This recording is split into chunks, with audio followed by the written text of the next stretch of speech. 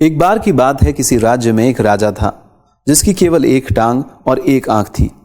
उस राज्य में सभी लोग खुशहाल थे क्योंकि राजा बहुत बुद्धिमान और प्रतापी था। एक बार राजा के मन में विचार आया कि क्यों ना खुद की तस्वीर बनाई जाए।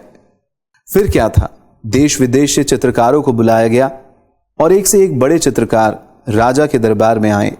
राजा ने उन सभी से हाथ जोड़कर आग्रह किया कि वो उसकी एक बहुत सुंदर तस्वीर बनाए जो राजमहल में लगाई जाएगी।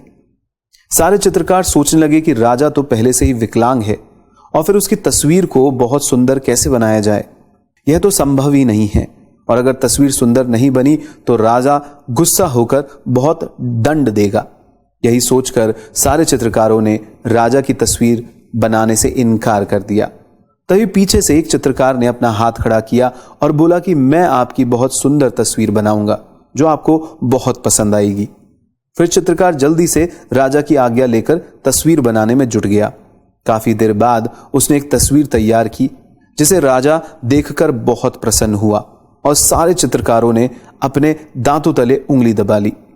उस चित्रकार ने एक ऐसी तस्वीर बनाई जिसमें राजा एक टांग को मोड़कर जमीन पर बैठा है और एक आंख बंद करके अपने शिकार पर निशाना लगा रहा है। राजा यह देखकर बहुत प्रसन्न हुआ कि उस चित्रकार ने राजा की कमजोरियों को छिपाकर कितनी चतुराई से एक सुंदर तस्वीर बनाई है।